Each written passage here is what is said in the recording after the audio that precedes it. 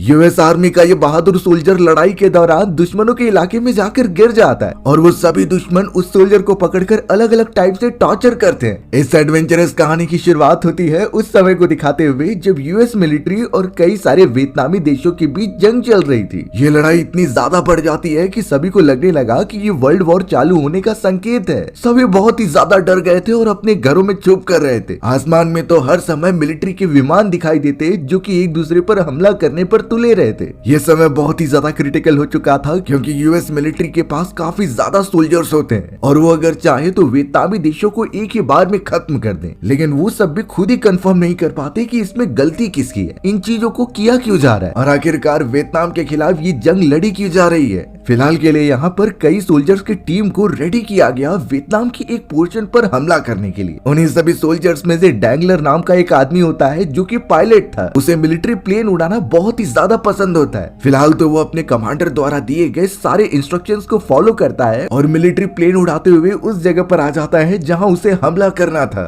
तुरंत ही सिग्नल मिलने के बाद डैंगलर ने वहां पर हमला करना स्टार्ट भी कर दिया। कई सारे मिसाइल्स और गोलियां वो लगातार फायर करता जा रहा था। ये वियतनामी पोर्शन थोड़ा फॉरेस्ट के बीचों बीच होता है, इसीलिए डैंगलर अच्छे से देख नहीं पाता कि किसके ऊपर हमला करना चाहिए। अब इन्हीं झाड़ियों के पीछे छुपे हुए कुछ लोग लगातार उसके प्लेन पर फायर कर देते हैं। अब यहाँ उनसे बचने की कोशिश करने के बावजूद भी उसके प्लेन के ऊपर काफी डैमेज हो जाता है। डैंगलर इस हालत में अब बिल्कुल भी अपनी प्लेन उड़ा नहीं सकता था, इसीलिए अब उसकी प्लेन एकदम से क्रैश लैंड हो जाती है उसी खतरनाक पोर्शन में। डैंगलर कैसे भी करके अपनी जान तो बचा लेता है, पर उसे समझ में आ चुका था कि वो दुश्मनों के इलाके में और अगर उन लोगों ने उसे देख लिया तो शायद उसे तुरंत ही मार देंगे। डैंगलर इसीलिए क्रैश लैंड होने के बाद तुरंत ही फॉरेस्ट में भागने लगता है। प्रॉब्लम की बात ये हो गई कि जो वियतनामी लोग वहाँ पर रह रहे थे वहाँ के सोल्जर्स ने उसे देख लिया था और वो तुरंत ही उसे पकड़ने के लिए आ गए। उन सभी वियतनामी सोल्जर्स के हाथों में बंदूक होती है जो शायद किसी की भी जान ले ले। डैंगलर तो वहाँ से निकलता हुआ सीधा फॉरेस्ट के इलाके में आता है और अपने आप को छुपाने की कोशिश करता है। उसने इन्हीं चीजों की कई सारी ट्रेनिंग ली थी कि कैसे दुश्मनों के इलाके में छुप कर रहे हैं जब तक हमारी कोई रेस्क्यू टीम उन्हें लेने के लिए नहीं आ जाती। डैंगलर ने सबसे पहले अपने आप को हाइड करने के लिए कुछ पत्तों को अपने ऊपर डाल दिया, इससे कोई भी उसे देख नहीं पा रहा था और वो कई समय तक वहाँ छुपे रह सकता है। वियतनामी सोल्जर्स की रिसर्च जारी थी और वो कैसे भी करके उसे पकड़ना चाहते थे। ये बात डैंगलर को भी पता है कि अगर उन दुश्मनों ने उसे देख लिया तो वो उसका कितना बुरा हाल करने वाले हैं। उन सारे खतरनाक टॉर्चर्स को सहने से अच्छा तो वो अपनी जान ही दे देगा। बट डैंगलर को क्या पता कि उसे ये छोटा चांस भी नहीं मिलने वाला। आगे आने वाला समय उसके लिए बहुत कठिन होने वाला है। अब डैंगलर ने उस फॉरेस्ट में एकदम सेफ रहने के लिए अपने आप को एक प्लास्टिक बैग में बंद कर लिया था। इससे कोई भी कीड़े मकोड़े उसे परेशान नहीं करेंगे और वो कई देर तक वहाँ पर छुपे रह सकता है। डैंगलर का ये प्लान कामयाब भी हो रहा था क्योंकि वियतनामी सोल्जर्स उसके साइड से जा रहे होते हैं, फिर भी उनमें से कोई भी उसे स्पॉट नहीं कर पा रहा था। कई देर तक डैंगलर वहीं पर पड़ा रह गया और फिर बाद में उसे ऊपर की तरफ से एक हेलीकॉप्टर की आवाज सुनाई देती है। ये यूएस मिलिट्री का रेस्क्यू हेलीकॉप्टर था जो शायद उसे ही यहाँ पर ढूंढने आया हो। डैंगलर तुरंत ही अपने आप को बाहर निकालने की कोशिश करता है ताकि वो रेस्क्यू टीम को जाकर संकेत दे सके कि वो इस जगह पर मौजूद है, लेकिन जब तक डैंगलर वहाँ पर पहुंचा वो रेस्क्यू टीम उस जगह से निकल चुकी थी। अब उसे कितना भी आवाज करने पर वो उसे स्पॉट नहीं करने वाले। डैंगलर एकदम से हताश हो जाता है, लेकिन वो अपना ट्राई करना छोड़ता नहीं। वो तो जल्द से जल्द ट्रैवल करते हुए एक ऊंचाई और चट्टानी वाले इलाकों पर गया और ये देखने लगा कि यूएस मिलिट्री की रेस्क्यू टीम किस डायरेक्शन में गई है। ये बात क्लियर थी कि डैंगलर इस जगह पर फंस चुका है। उसे भी आइडिया था कि शायद वो रेस्क्यू टीम वापस बिल्कुल भी नहीं आने वाली। अब डैंगलर को बहुत ज्यादा प्यास लग रही थी, इसीलिए वो उस जगह से निकलता हुआ एक झील के पास आ गया। वो लगातार उस जगह पर पानी तो पीते रहता है, लेकिन अगले ही मोमेंट में उसे कुछ आवाज सुनाई थी। ये आवाज थी उन सारे वियतनामी सोल्जर्स की जिन्होंने डैंगलर को देख लिया था। वो तुरंत ही उसके पास आकर उसे अपने हिरासत में ले लेते हैं। डैंगलर बेचारा कुछ कर नहीं सकता था क्योंकि जरा सी भी गलती उसकी जान ले सकती है। वियतनामी सोल्जर्स डैंगलर के हाथ बांधकर उसे पकड़ लेते हैं और अपने साथ लेकर जाने लगते हैं। यही पास में उन सभी का एक कबीला था जिसकी प्रोटेक्शन वही सोल्जर्स किया करते। जो वॉर यूएस मिलिट्री के बीच में हो रही है, ये सभी लोग उसके अगेंस्ट है। एक तरीके से देखा जाए तो ये सभी वियतनामी सोल्जर्स और सिटीजन नहीं चाहते कि कोई भी जंग हो, लेकिन कोई तो रीजन है जिससे यूएस मिलिट्री फोर्स कर रही है ये जंग आगे बढ़ाने के लिए।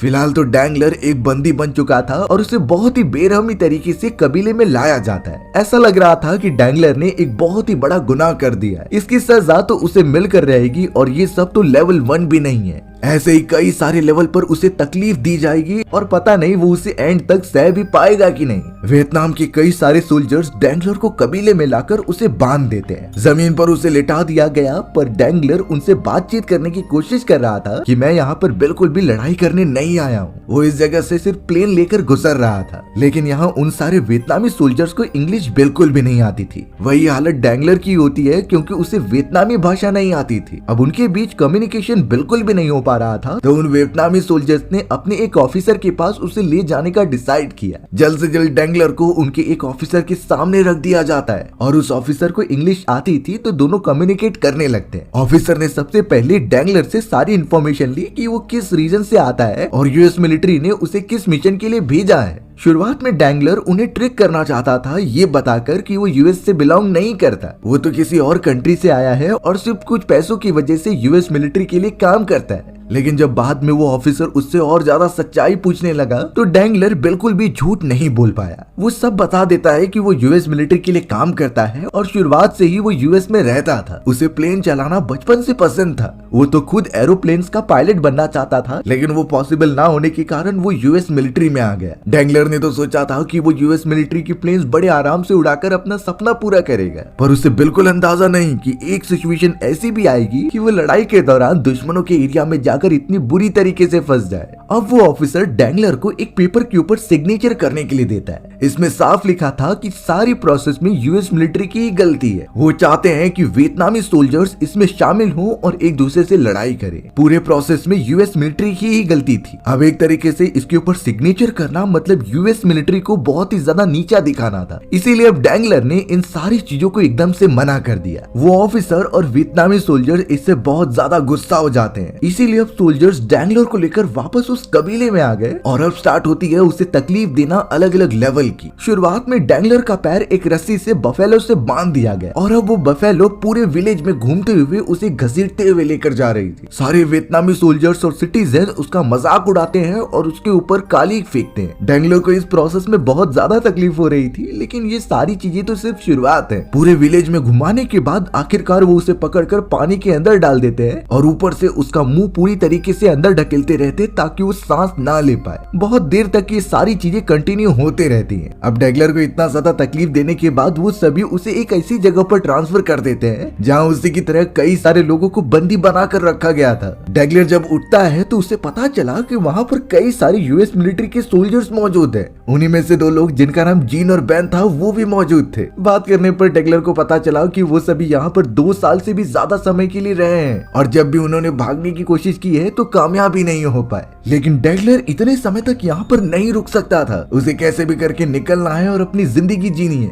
लेकिन जीन यहाँ पर साफ बता देता है कि अगर तुम यहाँ से निकल भी गए तो रेन फॉरेस्ट तुम्हारी जान ले लेगा। तुम कुछ दिन से ज्यादा बिना पानी के जिंदा ही नहीं रह सकते और फिर भी इसका सोल्यूशन मिल गया तो खतरनाक जंगली जानवर और जहरीले स्नेक तुम्हें जान से मार देंगे। डैंगलर तो इन बातों से और भी ज्यादा सोच में चला जा रहा था। अब रात के समय जब वो सभी सो रहे थे तो पता चला कि सोल्जर्स ने आकर उनके हाथ पैर बांध दिए। ये इसलिए ताकि कोई भी यहाँ से भागने की हिम्मत ना कर सके। डैंगलर अपने साथियों से कोई टूल मांग रहा था जिससे वो ये सारी हथकड़ियां खोल दे। सुबह होने पर उसे एक नुकीली कील दिखाई देती है जो अपने साथ रख लेता है और जब रात आने पर सोल्जर्स उनके हाथ पैर बांध कर चले गए तो वो उसी कील की मदद से सभी को आजाद करने लगा। डैंगलर इन चीजों में माहिर होता है क्योंकि उसने इस पर काम भी किया था। उसे कई सारे लॉक्स मैनुअली ओपन करने की आदत है। डैंगलर आसमान की तरफ साफ देख पा रहा था कि यूएस मिलिट्री के पायलट्स यहाँ से गुजरते तो हैं, लेकिन वो इतनी ज्यादा ऊंचाई पर थे कि उन्हें देख नहीं सकते। तो यहाँ पर बात सिंपल है कि उन्हें एक फुल प्रूफ प्लान बनाना होगा इन वियतनामी सोल्जर्स को चकमा देकर निकलने का। इसमें जीन बैन के साथ साथ जो भी अपराधी वहाँ पर मौजूद थे वो सब डैंगलर का साथ देने के लिए रेडी हो जाते हैं। सबसे पहले यही डिसाइड किया गया कि वो तब हमला करेंगे जब सोल्जर्स खाना खाने के लिए जाते हैं। उस समय उन्होंने अपना हथियार साइड में रखा होता है और अगर जल्द से जल्द उस हथियार को ले लिया जाए तो सोल्जर्स को ही बंदी बनाकर वो उन सारे प्लेन्स को सिग्नल दे सकते हैं ताकि उन्हें रेस्क्यू किया जा सके। सभी ने इस प्लान से सहमति दिखाई और इसे जल्द से जल्द एग्जीक्यूट किया जाने लगा। डैंगलर और उसके साथियों ने तो ये ऑब्जर्व करना स्टार्ट कर दिया होता है कि कौन सा सोल्जर किस पोजीशन पर है। एक दिन जब वो सभी छोटे पत्थरों और लकड़ियों की मदद से सोल्जर्स की पोजीशन एग्जैक्ट दिखा रहे होते हैं तभी एक सोल्जर अंदर आ गया और उसने गन पॉइंट कर दी।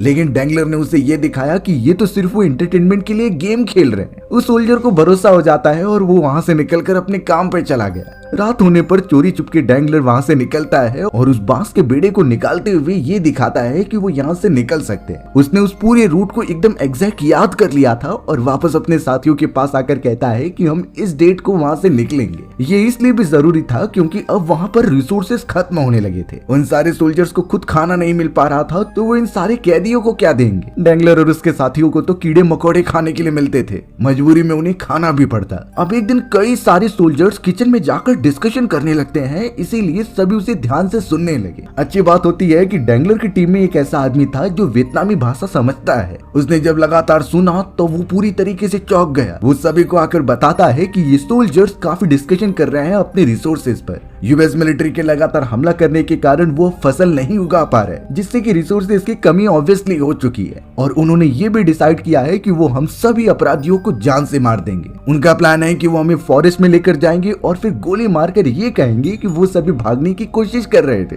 इसका मतलब साफ है कि डैंगलर और उसके साथियों को अब तुरंत ही निकलना होगा। उन सभी ने अब उस मौके का इंतजार किया जब सोल्जर्स खाना खाने के लिए दूसरी तरफ जाते हैं। डैंगलर ने अब यहाँ अपनी टीम को 2 ग्रुप्स में डिवाइड कर लिया, जिसमें कि डैंगलर और जीन मौजूद होंगे और बाकी लोग दूसरी तरफ से हमला करेंगे हथियार लेकर। जल्द से जल्द उस जगह से निकलने के बाद उन्होंने बांस के बेड़े को हटाया और वहाँ छुपाए गए कई सारी गन्स अपने हाथों में ले लिए। 2 ग्रुप्स अब डिवाइड हो चुकी थी और अब यहाँ डैंगलर और जीन निकल पड़ते हैं उन सोल्जर्स पर हमला करने के लिए। लेकिन जीन की हालत पहले से और खराब थी और वहीं दूसरी तरफ बैन का ग्रुप भी वापस नहीं आया होता। बेचारा बचा डैंगलर, तो अब उसे अकेले ही आगे बढ़ना होता है। उसने तो सामने मौजूद सभी सोल्जर्स पर फायरिंग करना स्टार्ट कर दिया। कई सोल्जर्स उसमें मारे जाते हैं तो कई वहां से भाग गए। वहां पर तो एक डॉर्फ आदमी भी बैठा होता है, लेकिन डैंगलर ने उसे मारा नहीं क्योंकि कई बार उस आदमी ने उन्हें चोरी छुपके खाना दिया होता है। अब उस जगह पर जितने भी रिसोर्सेज बचे हुए थे, डैंगलर उसे इकट्ठा करने लगा क्योंकि वो सफर में काम आएंगे। उसने तो सोल्जर्स के शूज भी देखने का ट्राई किया क्योंकि फॉरेस्ट में बिना कोई शू के ट्रेवल करना काफी खतरनाक हो सकता है। इन चीजों को कलेक्ट करने के बाद डैंगलर और जीन निकल पड़ते हैं फॉरेस्ट की तरफ, क्योंकि अगर वो सोल्जर्स एक बार वापस आ गए तो उन सभी को जान से मारने में देरी नहीं करेंगे। अब उन सारे अपराधियों की जर्नी स्टार्ट होने वाली थी डेंस जंगल में, जहाँ कई सारे खतरनाक जानवर हैं जो उन सभी की जान लेने से जरा भी नहीं चूकेंगे।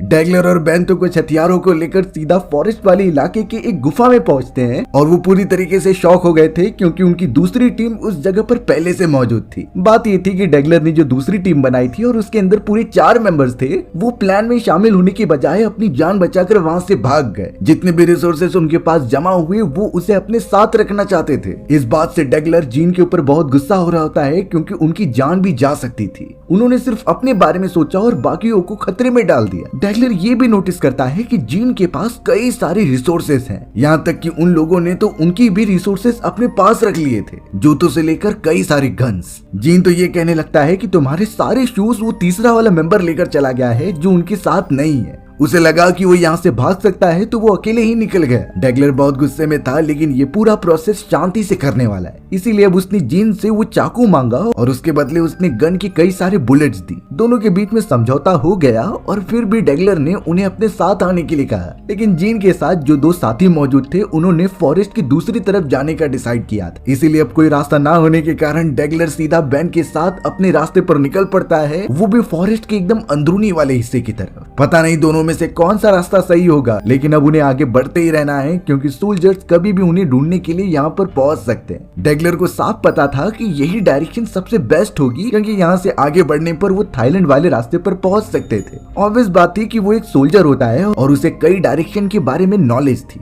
डैंगलर और बैन आगे बढ़ ही रहे थे पर पता चला कि वहाँ पर बारिश होने लगी है। बारिश एक अच्छा संकेत था क्योंकि उन्हें पीने के पानी की पूर्ति हो जा रही थी और कुछ खाने की चीजें वो अपने साथ लेकर आए थे। डैंगलर और बैन एक भाइयों की तरह साथ में रहते हैं और अपने बॉडी को पोषण तत्व प्रोवाइड करते हैं। लेकिन यहाँ प्रॉब्लम की बात तब हो गई जब ऊपर से कई सारा पानी और मिट्टी नीचे गिरने लगे। बहुत ज्यादा बारिश होने की वजह से वहाँ पर लैंडस्लाइड भी होने लगा था। इन्हीं पानी के फोर्स की वजह से डैंगलर और बैन नीचे की तरफ गिरते जा रहे थे। उन्हें काफी ज्यादा चोट भी लगी पर आगे बढ़ते रहना ही उनका काम है। खास करके यहाँ पर बैन बहुत ही ज्यादा कमजोर हो चुका था क्योंकि उसे यहाँ पर रहते हुए कई सारी बीमारियां हो चुकी थी। लेकिन डैंगलर तो बैन का बहुत अच्छी तरीके से ख्याल रख रहा था और वो साथ में आगे बढ़ते हैं। डेगलर ने तो बेन के साथ मिलकर एक प्लान बनाया था कि वो आगे बढ़ते हुए एक रिवर के पास पहुंचेंगे और उसी रिवर पर एक राफ्ट बनाकर वो आगे बढ़ेंगे जिससे कि थाईलैंड पहुंचा जा सकता है। एक बार अगर वो थाईलैंड पहुंच गए तो वहाँ पर वो सुरक्षित रहेंगे। इसीलिए वो दोनों बताए गए डायरेक्शन में चलते रहते हैं तब तक जब तक कि उन्हें वो रिवर नहीं मिल जाती। रिवर मिलते ही उन्होंने आसपास की लकड़ियों को जमा किया और उससे एक राफ्ट बना ली। तुरंत ही पानी में उतरकर वो उसकी दिशा में जाने लगे। पर ये चीजें शायद ज्यादा देर तक नहीं चलने वाली थी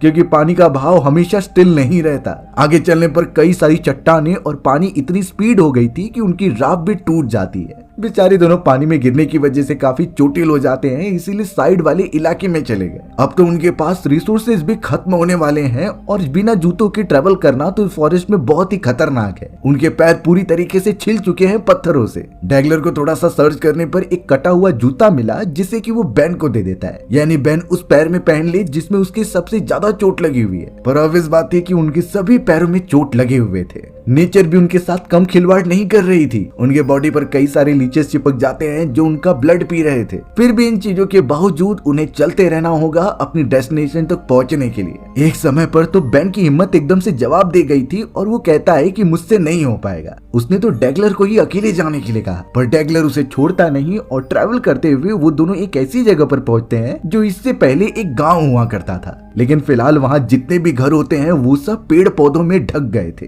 अब वो दोनों उसी सुनसान जगह पर बैठे हुए होते हैं, तभी डेगलर को आसमान में किसी हेलीकॉप्टर की आवाज आती है और वो यूएस मिलिट्री की ही थी। तुरंत ही डेगलर उन्हें आवाज देने लगा ताकि वो उन्हें स्पॉट कर ले और जल्द से जल्द यहाँ से बचा ले। लेकिन वो दोनों यूएस मिलिट्री हेलीकॉप्टर्स वहाँ से निकल जाते हैं बिना उसे देखे। ये इसलिए क्योंकि डेगलर की आवाज बहुत कम थी और इतने घने फॉरेस्ट में बिना कोई सिग्नल दिए उन सभी का ध्यान अपनी तरफ अट्रैक्ट नहीं किया जा सकता। डेगलर इस बात से बहुत ही ज्यादा हताश हो जाता है और वो सीधा चला आता है बेन के पास। बेन की हालत पहले से और ज्यादा खराब हो गई थी, यहाँ तक कि वो दोनों जब साथ में बैठे हुए थे तो बेन डेगलर से कहने लगा कि तुम जोर जोर से बोलना बंद करो क्योंकि इससे वो सोल्जर्स यहाँ पर आ जाएंगे और हमें बहुत बुरी तरीके से बंदी बना लेंगे। लेकिन एक्चुअल बात ये थी कि डेगलर कुछ बोल ही नहीं रहा था। ये बेन की बीमारी होती है जिसकी वजह से उसे हेलुसिनेशन हो रहा है और उसे कई सारे लोगों की आवाजें सुनाई दे रही हैं। डेगलर ने सबसे पहले बेन को अच्छी तरीके से सुलाया और दूसरी तरफ चला गया आग जलाने के लिए। आग जलाने के लिए वो लकड़ियों को एक दूसरे के ऊपर घिस रहा था जिससे कि फ्रिक्शन क्रिएट हो और थोड़ी ही देर के अंदर अंदर वहां पर आग लग जाती है। डेगलर का प्लान था कि वो सभी भीग चुके हैं और आग की उन्हें जरूरत है,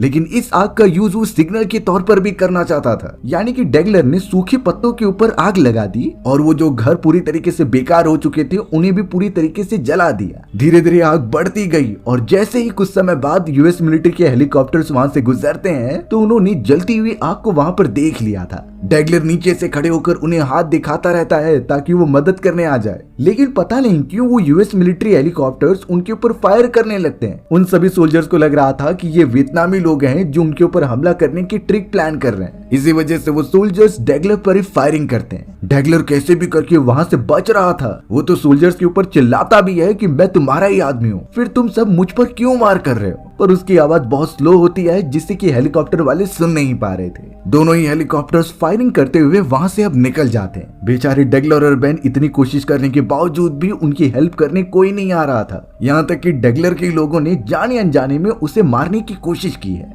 ये बात डेगलर के मन में बैठ गई थी और वो काफी उदास भी हो चुका था। अब तो इस पूरे प्रोसेस में डेगलर की भी हालत काफी नाजुक हो चुकी थी। बेन और डेगलर वहां से निकलते हैं और उनकी बॉडी भी काफी सिकुड़ चुकी है विदाउट रिसोर्सेज के। अब जैसे ही वो दोनों फॉरेस्ट की दूसरी तरफ जाते हैं तो पता चला कि वहाँ पर कुछ गांव वाले मौजूद हैं। ये सभी वियतनामी गांव वाले यूएस मिलिट्री से बहुत ज्यादा नफरत करते थे, यहाँ तक कि वो यूएस सिटीजन्स को भी बिल्कुल पसंद नहीं करते थे। तुरंत ही सारे गांव वाले अपनी नुकीले हथियार लेकर उनके सामने आ गए और मारने की कोशिश करने लगे। पर डेगलर और बेन शांति पूर्वक उनके सामने बैठकर माफी मांग रहे थे और उन्हें छोड़ देने की भीख मांगते हैं। बट वो सभी गाँव वाले काफी गुस्से में लग रहे थे। उन्होंने तुरंत ही अपने काम करने वाले नुकीले औजार से बेन के ऊपर हमला किया और उसे वहीं मार दिया। डेगलर जब ये चीजें देखता है तो उसके पास जो चाकू था उससे वो उन सभी को डराने लगा। सभी गांव वाले काफी चौंक कर वहां से भागने लग जाते हैं। डेगलर भी यहाँ अपनी जान बचाता है और सीधा झाड़ियों के अंदर जाकर छुप जाता है। सभी गांव वाले चारों तरफ फैलकर डेगलर को ढूंढ रहे थे, बट डेगलर एक जगह पर शांत बैठा हुआ था और उसके दिमाग में तो बहुत सारी बातें चल रही होती हैं। डेगलर ने इतनी सारी चीजें अपनी आंखों से देखी होती है और उसका इकलौता साथी भी मर चुका था, तो अब उसकी भी कंडीशन वैसे ही हो चुकी होती है क्योंकि उसे भी कई सारी आवाजें सुनाई दे रही थी। डेगलर को ये लग रहा था कि उसका साथी बेन अभी भी जिंदा है और उससे बातचीत कर रहा है। ऑब्वियस बात थी कि उसका दिमागी संतुलन अब ठीक नहीं होता और सिर्फ उसे एक बात पता होती है कि अपनी प्रोटेक्शन करना और जो भी उसके सामने आए उसे मार देना, क्योंकि यहाँ सभी शेल्फिश हैं और सिर्फ अपने बारे में सोचते हैं। डेगलर अभी भी उन्हीं सारे झाड़ियों के पीछे छुपा रहता है। डेगलर अब एक ऐसी प्लेस पर आ गया जहाँ कई सारे वियतनामी सोल्जर्स बैठकर कुछ खा रहे होते हैं। कुछ देर तक वो वेट करता रहा जब तक वो ऑफिसर वहाँ से चले ना जाए। जब सारा इलाका खाली हो जाता है तो डेगलर वहाँ पर गया और उन सभी के छोड़े गए खाने को खाने लगा। इससे उसके बॉडी को थोड़ी सी पोषण तत्व तो मिलेंगे ही। अब काफी रात होने के बाद जब डेगलर एक जगह पर बैठा हुआ था तो वो नोटिस करता है कि बेन भी उसके सामने आकर बैठ गया है। ये सिर्फ उसकी इमेजिनेशन थी और उसे ही दिखाई दे रहा था कि बेन उसके साथ मौजूद है, जबकि रियलिटी में वो मर चुका है। बेन के पैर में बहुत ज्यादा दर्द हो रहा था तो डेगलर ने अपने जूते निकालकर उसे दिया,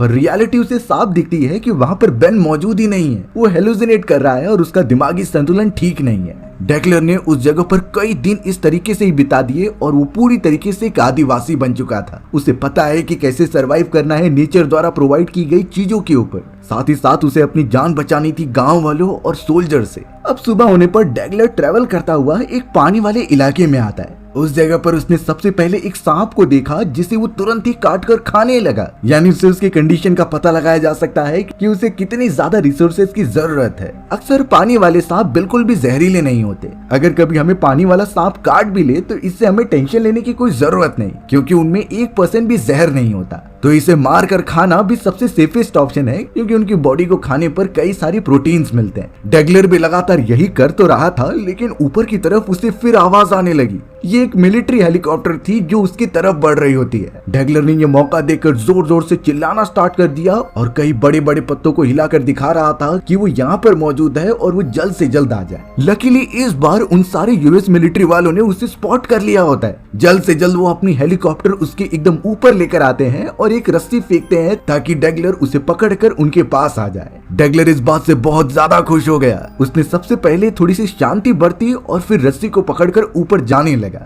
बट प्रॉब्लम की बात होती है कि नीचे की तरफ से कई सारे वियतनामी सोल्जर्स और गांव वाले आ गए। वो तो डेगलर के ऊपर फायर करने वाले थे, लेकिन हेलीकॉप्टर में जो यूएस सोल्जर्स थे उन्होंने भी अपने मशीन गन से पलटवार किया। इतनी ज्यादा गोलीबारी होने की वजह से वियतनामी सोल्जर्स वहां से भाग गए। फाइनली यूएस सोल्जर्स ने डेगलर को बचा ही लिया होता है और वो हेलीकॉप्टर में लेकर उसे वहां से चले गए। इसीलिए सबसे पहले उसे लेके जाकर हॉस्पिटल में एडमिट कराया गया। कई घंटों तक उसका इलाज चलता रहा और उसके बॉडी को पोषण तत्व प्रोवाइड किए गए। जब ये बात उसके बटालियन को पता चली तो वो बहुत ही ज्यादा शॉक हो गए थे, क्योंकि आज तक उस पोर्शन में जो भी गया वापस लौट कर नहीं आया। डेगलर ही एक ऐसा था जिसने इतनी बहादुरी दिखाई और वो एकदम सही सलामत अपने देश वापस आ चुका है। डेगलर के कई सारे साथी हॉस्पिटल में उसे देखने के लिए आते हैं और उसे कांग्रेचुलेट भी करते हैं। उसके ठीक होने के बाद पूरा देश उसके बारे में जान चुका था। ये न्यूज चारों तरफ फैल गई कि उनका एक मिलिट्री ऑफिसर एक ऐसी जगह से वापस आया है जहां पर दुश्मन यूएस सिटीजन्स को बहुत बुरी तरीके से मार देते हैं। सारे सिटीजन्स और मिलिट्री ऑफिसर्स डेगलर का शुक्रिया अदा कर रहे थे और उसके लिए चीयर भी करते हैं।